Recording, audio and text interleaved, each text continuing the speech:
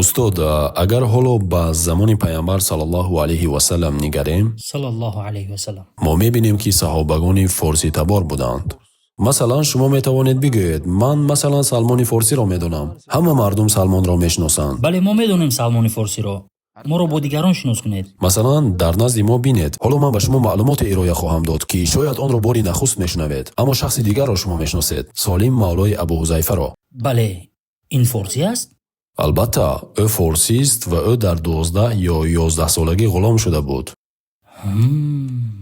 ӯро ба Макка оварданд. инро ман намедонистам. бале, бояд гуфт ки ҳоло ин сухане ки матрах мешавад бедалел нест ва метавонед ба китоби Ал-Исобаи ибни Ҳаҷар муроҷиат кунед. Табақотул Куброи ибни Саъд ва Маърифату Саҳобаи Исфаҳонӣ, Табақоти ибни Хайёт. офарин. ӯ яке аз он касоне буд ки пайғамбар саллаллоҳу алайҳи васалам гуфт Қуръонро аз 4 нафар бигиред. ва яке аз онҳо Солим мавлои Абу Ҳузайфа буд. ва ҳатто ибни Масъуд мегӯяд, вақте ин суханро аз пайғамбар шунидам, ӯро бештар дӯст доштам. ана ин Солим аст. бале бале. ва модараш форсӣ буд. Салмони Форсӣ разиёллоҳу анҳу мегӯяд, дар Мадина зане форсӣ буд, ки пеш аз ман имон оварда буд ва ё пеш аз ман ислом қабул карда буд. офарин. дар Мадина.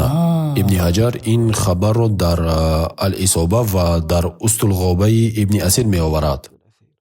машааллоҳ. манзурам ин аст ки дар он ҷо саҳобаҳо ё саҳобазанон аз форсҳо буданд. мушкил ин аст ки ин маълумот пароканда аст.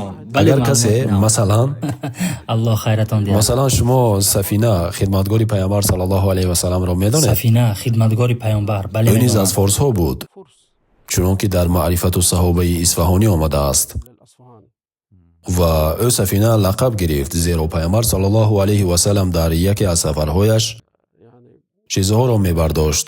вақте Сафина медаромад, онро ба Сафина медод ва Сафина онро мебардошт ва чанд бор ба ӯ чизҳоро дод ва гуфт, ту монанди киштӣ ҳастӣ, яъне ҳама чизро мебардорӣ ва хаста намешавӣ.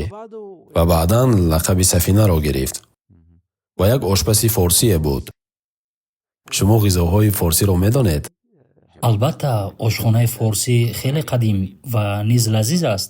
ӯ ошпаси форсие буд, ки дар ҳамсоягии пайғамбар саллаллоҳу алайҳи васалам мезист ва шӯрбои хушмаззае мепухт. чунон ки дар ҳадисе дар Муслим зери рақами 2036 омадааст, ӯ пайғамбар саллаллоҳу алайҳи васаламро ба хонааш даъват кард ва гуфт, ман барои ту таом пухтам ва мехоҳам ки ту биёӣ ва дар назди ман таом бихӯрӣ. пайғамбар саллаллоҳу алайҳи васалам гуфтанд, оё ҳамсарамро бо худ биёрам? оишаро, яъне Сиддиқа, духтари Сиддиқро. ӯ гуфт, не, ман ғизоро барои як нафар омода кардам. пайғамбар гуфт, пас ман намеоям. ӯ баъд аз чанд муддате бори дуввум таом таҳия кард ва пайғамбар саллаллоҳу алайҳи васаламро даъват намуд ва пайғамбар ҳамон саволро такрор кард ва ӯ гуфт, бале, метавонӣ ҳамсаратро низ биёрӣ. ин шахс ном надорад, ӯ танҳо ба унвони ошпаси форсӣ шинохта мешавад. ҳатто дар китобҳои бо номи Табақот ва китобҳои шарҳи ҳол бо номи ошпаси форсӣ, ҳамсояи форсинаҷоди пайғамбар меояд ва бо ин ном машҳур аст. ва баъдан дар назди мо дар китобҳои аҳли суннат ин ҳадисро на фақат дар Муслим, балки Насоӣ ва Ибни Ҳиббон низ ривоят кардаанд дар бораи ошпази форсӣ.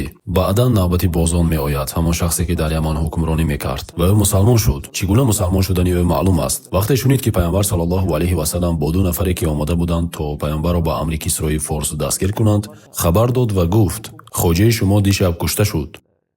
дуруст дуруст. ва ӯро писараш Шеравай, писари Кисро кушта буд. баъд вақте ӯ хабар фиристод, маълумот тасдиқ шуд. бале маълумот. ӯ ва ҳамаи эрониҳое ки дар Яман буданд ислом оварданд. офарин. ва дар дасти мо маълумоти аҷибтаре ҳаст. он чист? мумкин аст аксари арабҳо ки қотили Асвади Ансӣ ки даъвои пайғамбарӣ карда буд, марди форсӣ бо номи Фирӯзи Дайламӣ буд, ки ҳамроҳи Бозон буд ва аз мусалмонони Яман буд. дар асл ҳамсари Асвади Ансӣ форсӣ буд. сипас онҳо нақша кашиданд ки чӣ гуна аз шарри Асвади Ансӣ халос шаванд. Асвади Ансӣ ҳокими Марзбонро кушт ва ҳамсарашро ба зӯр гирифт. ва он зан ба бозон ва фирӯз наздик буд. Байни онҳо риштаи хешовандӣ буд ва онҳо нақша кашиданд ва зан онҳоро шабона ба хонааш, ба хонаи Асвади Ансӣ бурд ва онҳо даромаданд ва ӯро куштанд ва сарашро бурида ба берун партофтанд ва баъд гурехтанд, зеро ӯ ҳимоятгарони қавӣ дошт. аз ин рӯ онҳо маҷбур шуданд аз қалъа ё деворҳои қалъа ба зер ҷаҳанд ва дар натиҷа пои ин мард, яъне Фирӯз, баъд аз куштани Асвади Ансӣ шикаст. ин маълумоти хуб низ метавонад барои баъзеҳо нав бошад. дуруст мегӯед. пас мо якчанд номи форсиёни нахуст мусалмонро дар даст дорем. ин Фирӯзи Дайламӣ, пайғамбар саллаллоҳу алайҳи васалам гуфт, ӯро марди солеҳ кушт. Пайғамбар як рӯз пеш аз вафоти худ ба онҳо хабар дод, ки Асвади Ансӣ кушта шуд. Пайғамбар саллаллоҳу алайҳи васалам ба саҳобаҳо хабар дод. Аммо хабар ба Мадина пас аз вафоти пайғамбар саллаллоҳу алайҳи васалам расид. Аммо ӯ хабар дод, ки ин мард, яъне Фирӯз, марди солеҳ аст.